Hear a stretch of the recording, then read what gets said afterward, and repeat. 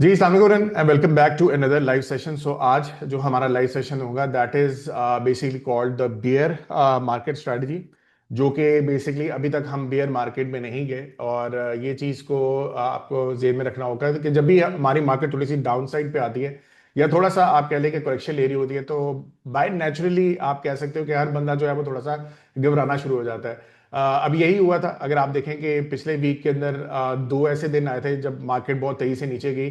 तो मेरा जैसे ही पहले दिन मार्केट नीचे गई तो मैंने लई भाई को कहा कि यार एक वेबिनार करना बनता है इस टाइम पे, कि थोड़ा सा लोगों को समझाया जाए कि ओवरऑल जब मार्केट्स डाउन साइड पे आ रही होती हैं तो आपने ये नहीं करना होता कि घबरा के एकदम से सेलिंग स्टार्ट कर दी, एकदम से आपने सिचुएशन ऐसी आ गई कि आपने कहा कि बस अब निकलो मार्केट से, इसके बाद मार्केट में वापस दोबारा नहीं आना।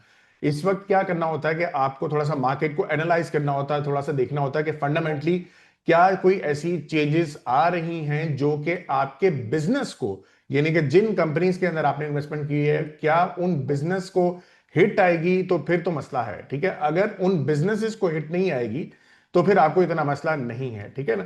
तो ये चीज को थोड़ा सा आप लोगों ने अंडरस्टैंड करना है। चाहे किसी भी मुल्क में कोई भी मसला मसाइल चल रहा हो तो हमें अपने एंड पे हमारे मुल्क के अंदर देखना होता है कि क्या हमारा बिजनेस, हमारा जो भी जिस कंपनी में आपने इन्वेस्टमेंट की हुई है तो कोई इशू तो नहीं है। ठीक है। जैसे कि लेट्स सपोज आप कैसे एग्जांपल लें। ठीक है, जैसे लेट्स सपोज आप कोई फल बेचने वाली आपकी शॉप है। ठीक है। अब आपका जो फ्रूट्स की दुकान है या जो भी है, वो आपके अपने ही सिटी के अंदर वो फ्रूट्स आप इकट्ठे करते हो और अपने ही जो शहरी लोग हैं आप उनको बेचते हो। ठीक है। अब अगर ये हो कि आपके साथ वाले नेबरिंग कंट्री के अंदर कोई वॉर चल रही है या सिचुएशन खराब हुई हुई है, तो इसका मतलब ये नहीं है कि आपका जो वो फ्रूट की दुकान है वो बंद हो जाएगी। ठीक है। आपने यहीं से फ्रूट्स को जमा करना है, वही आपने जो है आगे जाके अपने ही जो कस्टमर्स हैं उनको सेल करना है। ठीक है। तो गिवन कि ये हमारी जो फ्रूट की प्राइसेस हैं, लेट्स सपोज एग्जांपल ले रहे हैं कि वो आपकी प्राइसेस जो है वो डिटरमिन नहीं होती बाय नेबरिंग कंट्रीज। ठीक है ना। तो प्राइस जब डिटर्मिनेशन आपके अपने ही मुल्क के अंदर हो रही है, आपका कस्टमर भी आपके मुल्क के अंदर है, आपका वेंडर भी अपने मुल्क के अंदर है, तो इतना ज्यादा आपके बिजनेस के ऊपर उसका असर नहीं आएगा। ठीक है ना। तो ये चीज को ना लॉजिकली आप लोगों ने थोड़ा सा इस तरीके से लेके चलना होता है। अच्छा, इसकी मैंने एक स्लाइड बनाई है, बल्कि लास्ट नाइट आप लोगों ने बोल दिया, जिन लोगों ने देख लिया है तो वो काफी हद तक चीजें उनको मैंने वहीं पे कवर कर लिया था कि किस तरीके से आप लोगों ने मार्केट्स को देखना होता है। फराज ने अपने एंड पे टेक्निकली सारा डिटेल में बता दिया था, मैंने फंडामेंटली थोड़ा सा आप लोगों को बता दिया था। लेकिन यहाँ पे ना मैं थोड़ा सा साइकोलॉजिकली बात करूंगा कि किस तरीके से आप लोगों ने एक मार्केट्स के अंदर जब इन्वेस्टमेंट करते हैं तो उसको लेके चलना होता है। ठीक है। और ये ज्यादा आप समझो कि अपने माइंडसेट की गेम होती है कि ये नहीं करना कि बस आप मार्केट हल्की सी नीचे आई, टेक्निकली नीचे आई, आप एकदम से निकल जाए। काफी ज्यादा लोग नहीं है यहाँ पे, बहुत ज्यादा लोग अभी भी रिसेंटली उन्होंने इन्वेस्टमेंट स्टार्ट किया। हम डाटा ये देख रहे थे कि हर महीने जो है तकरीबन 20,000 25,000 अब अकाउंट खुलना शुरू हो गए हैं इन स्टॉक मार्केट। और ये एक नेचुरल चीज है, आप समझ सकते हैं कि जब भी मार्केट बहुत तेजी से ऊपर जाना शुरू हो जाती है फिर लोगों को थोड़ा सा याद आता है कि यार चलो यार स्टॉक मार्केट के अंदर भी पैसे डालने चाहिए। ऑल्दो फिर भी अभी भी अच्छी लेवल्स पे है हमारी मार्केट। एवरेज तक हम वैल्यूशन में एवरेज तक तकरीबन हम आ चुके हैं, जो कि पहले आज से 2 साल पहले हम बहुत अंडर वैल्यूड लेवल्स पे थे। ठीक है। अच्छा, खैर प्राइस अर्निंग्स वाली चीज होती है, ये आगे जाके भी थोड़ा सा डिस्कस करते हैं। पहले हम थोड़ा सा साइकोलॉजी के ऊपर बात करते हैं और जो चीजें हमने आज इसको डिटेल में डिस्कस करना है पहले हम वो करेंगे। फिर मैं कोशिश ये करूंगा कि हम थोड़ा सा फंडामेंटली चीजों को डिफाइन करके किस तरीके से हमने अपने एंड पे बाकी चीजों को भी देखना है, और मैं क्वेश्चंस के ऊपर आज ज्यादा फोकस करूंगा। ठीक है। सो दिबियर मार्केट स्ट्रेटजी नाम तो यही है, मैंने इसका टाइटल वेबिनार का दे दिया था, बट मेरे ख्याल से अभी तक हम बेयर मार्केट में नहीं गए। ये है कि थोड़ा सा हम अब रीचेक करेंगे कि सिचुएशन हमारी क्या बन रही है। सो आज सबसे पहला जो टास्क होगा, हम थोड़ा सा साइकोलॉजिकल एक चेक, एक इसको मैंने नाम दिया है कि इज माई वर्किंग कंप्लीट और नॉट। ठीक है। जब भी आप किसी स्टॉक में इन्वेस्टमेंट कर रहे होते हैं या किसी भी इकोनॉमी को, जैसे अगर सपोज यूएस के अंदर आप इन्वेस्टमेंट कर रहे हो या सऊदी अरब में इन्वेस्टमेंट कर रहे हैं या पाकिस्तान में इन्वेस्टमेंट कर रहे हैं, तो हमें सबसे पहले ये देखना है कि क्या वो मार्केट्स इस टाइम पे अट्रैक्टिव लेवल पे हैं या नहीं। ठीक है। या फिर अगर मैं उन मार्केट्स में जा रहा हूं तो मेरी क्या वर्किंग इस लेवल की है कि क्या वो आने वाले वक्त के अंदर जो है वो मुझे स्टॉक्स जो हैं वो अच्छा रिटर्न देंगे या नहीं। ठीक है। सो ये थोड़ा सा एक साइकोलॉजिकल चेक मैं अपने माइंड में रखता हूं और ये थोड़ा सा मैं जो मेरा कोर्स भी है इन्वेस्टमेंट मास्टरी, जिन लोगों ने मेरा कोर्स यहाँ पे लिया हुआ है उनको भी पता है कि मैं किस तरीके से जो डिजाइनिंग मैंने उसकी कोर्स की हुई है। तो हम एक टी शर्ट कंपनी अपनी चलाते होते हैं। एक स्टार्टअप के तौर पे मैंने बिजनेस एक्सप्लेन किया हुआ है कि अगर आप लेट्स सपोज कोई बिजनेस स्टार्ट करना चाह रहे हो या टी शर्ट कंपनी स्टार्ट करते हैं, तो उसमें आपने बिजनेस में क्या क्या अच्छे एलिमेंट्स देखने होते हैं, ठीक है। तो वो वही चीज आज हम यहाँ पे भी देखेंगे। Second thing is macro economy हम डिस्कस करेंगे, द 6 फैक्टर्स। इसके ये आप लोगों ने बहुत ज्यादा फोकस करना है कि हमारे जो किसी भी इकोनॉमी के अंदर जो 6 फैक्टर्स ये वाले होते हैं, ये अगर हमारे बहुत अच्छे जा रहे हैं फिर तो हमारी इकोनॉमी के अंदर अभी फिलहाल मसला नहीं है, ठीक है। लेकिन अगर इसमें डेविएशन आ जाए, यानी कि इसमें मसला आ जाए, फिर हमें थोड़ा सा ये देखना होता है कि क्या हमारे स्टॉक्स के ऊपर इसकी ये ज्यादा असर करेंगे या नहीं करेंगे, ठीक है। तो ये 6 फैक्टर्स रिविजिट करेंगे। फिर कुछ मैक्रो इकोनॉमिक डेवलपमेंट्स, मैं बुल्स एंड बियर्स में भी पिछले 1-1.5 महीने से मैंने जो चीजें बताई हुई थी वो भी मैंने इकट्ठी की हैं। जो पॉजिटिव्स हैं और जो नेगेटिव्स हैं दोनों मैंने इकट्ठी की हैं, कि आप लोगों को थोड़ा सा ये बताएं कि इस टाइम पे हमारे मुल्क के अंदर जो है क्या क्या डेवलपमेंट चल रही है, ठीक है। फिर सेक्टर रिसर्च थोड़ी सी, खैर इसको थोड़ा सा ओवरव्यू ऊपर से देखेंगे। और स्टॉक सिलेक्शन जो मैंने लास्ट टाइम आप लोगों को जो 2026 का जो वेबिनार मैंने किया था वो मैंने यहाँ पे सिलेक्शन की हुई थी। अच्छा खैर ये मेरे एंड से ये हुआ है कि मेरी टीम ने जो है ना उसी वेबसाइट जो प्रेजेंटेशन थी उसी के ऊपर ये वाली प्रेजेंटेशन बना दी है। तो मैं आज देख रहा हूँ कि मेरे एंड से वो प्रेजेंटेशन भी मिस आउट हुई हुई है, लेकिन खैर द गुड थिंग इज कि वो वेबिनार जो है रिकॉर्डिंग अवेलेबल है ऑन सरमाई यूट्यूब, तो आप वहां पे जाके भी उसको दोबारा से देख सकते हैं, ठीक है। अच्छा अब हम आते हैं साइकोलॉजिकल चेक के ऊपर भी पहले। अच्छा ये रिजल्ट्स कुछ मैंने रिसेंटली कंपाइल किए हैं। अच्छा नैस्डैक न्यूयॉर्क स्टॉक एक्सचेंज अभी रिसेंटली जो है, ये ना कीजिएगा, ये बैकएंड से यार काफी इस तरह डिस्टर्ब होते हैं सारे, ठीक है। अच्छा ये न्यूयॉर्क स्टॉक एक्सचेंज और जो आपका नैस्डैक है, इसके ऊपर मैंने आज से 3 महीने पहले, आपको याद होगा 14 नवंबर को मैंने सेशन किया था। 31 अक्टूबर वॉज द फर्स्ट डे जब मैंने कहा था कि आपकी क्रिसमस रैली जो है वो आएगी, ठीक है। क्रिसमस रैली आप इंडेक्स वाइज देखोगे तो वो रैली नहीं आई, ठीक है। ये चीज ध्यान में रखेंगे कि इंडेक्स, बहुत ज्यादा लोग इंडेक्स को देख के कहते हैं कि जी मार्केट नहीं परफॉर्म करी। हमेशा कोशिश ये करनी होती है कि आप अपने स्टॉक्स को देखो, आप ये एनालाइज करो कि उस टाइम दुनिया के अंदर क्या चल रहा है और हमारे जो स्टॉक्स हैं उनके ऊपर क्या असर आएगा। अगेन मैं बार बार ये रिपीट 3-4 दफा बात की है कि हमारे बिजनेस के, हमारे स्टॉक्स के ऊपर क्या असर आएगा। ये जो रिजल्ट्स हैं आप देख रहे हो कि न्यूयॉर्क स्टॉक एक्सचेंज जो है वो तकरीबन 1.6% ड्यूरिंग दिस 3 मंथ्स इसने परफॉर्म किया। ये 19 फेब तक मैंने इसके रिजल्ट्स निकाले हुए हैं। जो हमारा पोर्टफोलियो था जिससे मैं टॉप 10% निकालता होता हूँ कि जो मेरे पास टॉप 10 कंपनीज आ रही हैं, वो उन्होंने कैसा परफॉर्म किया है, टॉप 10% है ये, ठीक है। तो तकरीबन उसने 6.4% परफॉर्म किया है। सेलेक्टिव स्टॉक्स मेरे वो वाले थे जो कि मैंने बताया था कि मुझे लग रहा है कि ये ज्यादा अच्छा परफॉर्म करेंगे बेस्ड ऑन द सिनेरियो बनता है। वो आप देखो कहां पे मार्केट 1.6 है, कहां पे ये वाले जो सिलेक्टेड स्टॉक्स हैं ये तकरीबन 17% परफॉर्म करें, ठीक है। विच इज एक्सेप्शनल, बहुत अच्छी चीज है। ये हमने मिलके, सबने मिलके वो वेबिनार भी किया था और ये 3 महीने पहले का वेबिनार पड़ा हुआ अवेलेबल पे यूट्यूब पे जाके अभी भी आप लोग देख सकते हो, ठीक है। फिर उसके बाद जो है नैस्डैक के ऊपर आ जाए। नैस्डैक ने इससे भी जबरदस्त परफॉर्म किया है, जहां पे तकरीबन -1% मार्केट अभी भी बिल्कुल 3 महीने के बाद नेगेटिव चल रही है। हमारे पोर्टफोलियो ने तकरीबन 13% किया है और सिलेक्टिव स्टॉक्स ने तकरीबन 24% किया है, विच इज अगेन फिनोमिनल। इतना रिजल्ट आ जाना काफी मुश्किल होता है। यहाँ पे मैं दिखा भी देता हूँ कि आप लोगों को कुछ स्टॉक्स जो मेरे यहाँ पे ज्यादा परफॉर्म किए थे, वो कौन से थे। नैस्डैक जैसे ये नजर आ रहा है, इसमें WDC है, ये वेस्टर्न डिजिटल, ये मैं कब से इन्वेस्टमेंट करवा रहा हूँ, अप्रैल से इसके अंदर इन्वेस्टमेंट करवा रहा हूँ। फिर VICR एक और स्टॉक आया था, ये भी आप जाके देख सकते हो। MYRG है, फिर MXL है, जितने येलो कलर के हैं ये सारे सिलेक्टेड थे, ठीक है। तो ये अगेन इसको आप जाके दोबारा से भी देख सकते हैं, ठीक है।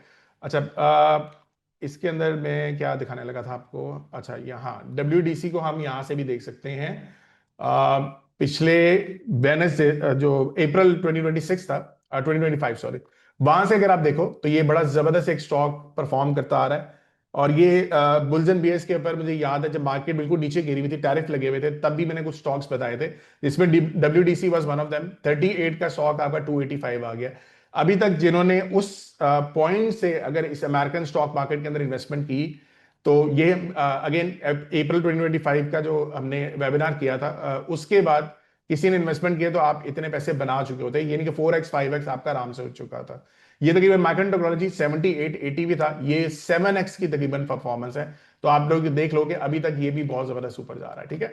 अच्छा, यही चीज अगर हम थोड़ा सा पाकिस्तान मार्केट के ऊपर आ जाए, पाकिस्तान मार्केट में अगर आपको याद होगा, ये अप्रैल 2026 के जो जर पोर्टफोलियो है मैंने यहाँ पे बनाया हुआ है, और ये तीन मैंने सेगमेंट्स इसमें डिफरेंट बनाए हैं। नंबर वन, जो ऑल 2026 की पिक्स थी, तकरीबन 35 के करीब हमारी टोटल पिक्स थी, वो मैंने सारी की सारी यहाँ पे एक पिक बनाई हुई है।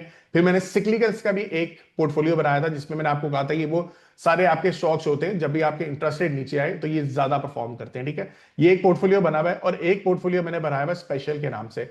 अच्छा, स्पेशल के नाम से जो पोर्टफोलियो है, this is all the portfolio जो कि आपके वो सेक्टर्स के ऊपर बेस करता है, जो कि मैंने आपको कहा था कि हो सकता है कि आने वाले वक्त के अंदर ये ज्यादा सेक्टर परफॉर्म करेगा, ठीक है। इसमें सीमेंट था, इसमें स्टील था, आपका ऑटो था, और ऑटो पार्ट्स था। अब ये चार सेक्टर्स में आपको क्यों बता रहा हूं, क्योंकि बड़ा एक नेचुरल चीज बनती है कि जब आपके इंटरेस्ट रेट नीचे आती है तो आपकी इकोनॉमिक एक्टिविटी ज्यादा बढ़ेगी। जब इकोनॉमिक एक्टिविटी बढ़ेगी तो लोग कंस्ट्रक्शन की तरफ आते हैं, ठीक है। अब जब कंस्ट्रक्शन की तरफ आओगे तो सीमेंट की सेल, स्टील की सेल, तो ये तो आपकी बढ़नी है।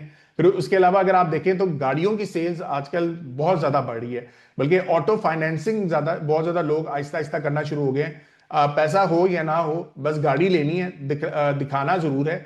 तो ये आपको पता है कि पाकिस्तानियों की नेचर है। ऊपर से चाइनीज गाड़ियां इतनी जबरदस्त आना शुरू हो गई हैं कि वो कंज्यूमर के पास बहुत जबरदस्त ऑप्शंस हैं, और उससे गाड़ियों की अगेन आप देख रहे हो कि सेल्स बहुत ज्यादा बढ़ रही है।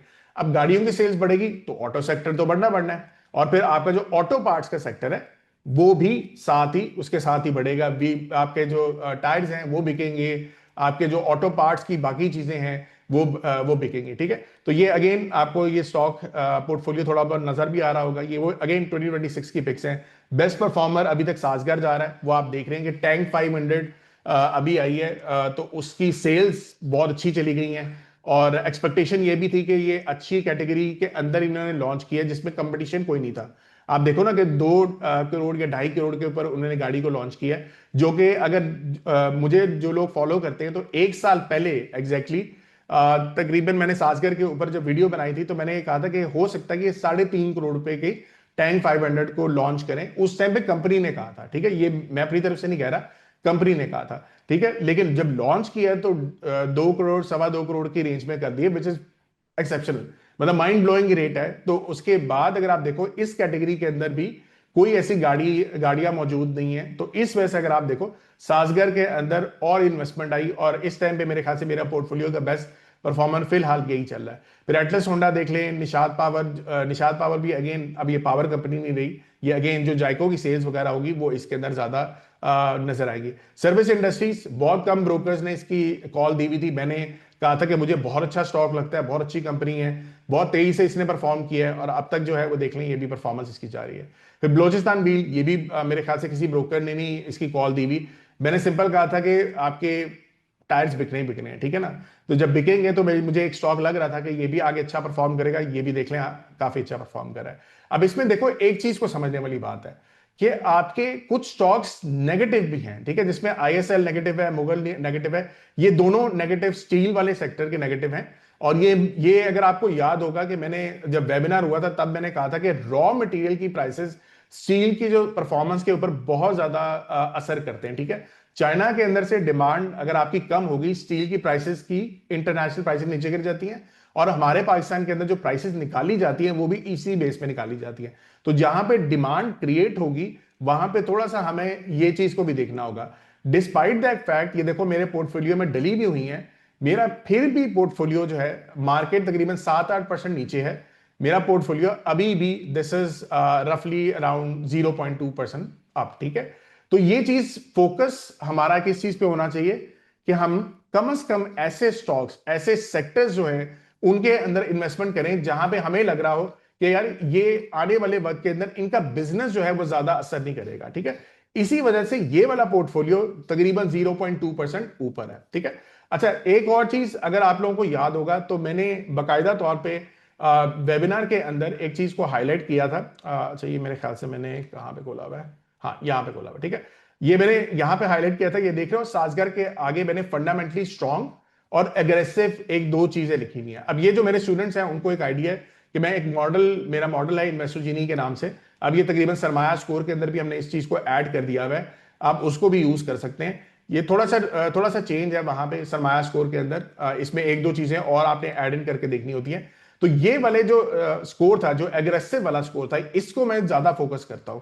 और मैं कहता हूं कि जो कंपनीज का एग्रेसिव स्कोर ज्यादा आ रहा है उसकी एक लिस्ट आप अलग बना लो। ये वेबिनार के अंदर भी मैंने कहा था कि किसी ने थोड़ा सा स्टॉक ज्यादा लग रहे हैं, तो अगर आपने कम करना है तो कोशिश करें एग्रेसिव वाले कर लो, और साथ में जो सेक्टर्स मैंने 4 बताए इस पे ज्यादा फोकस करना, ठीक है। Cement, steel, auto and auto parts, ठीक है।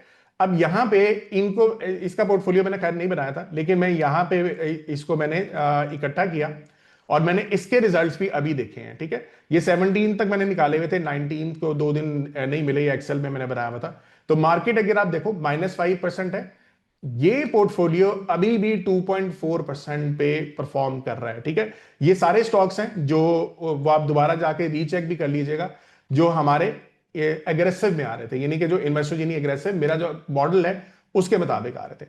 अब बात समझने वाली ये है,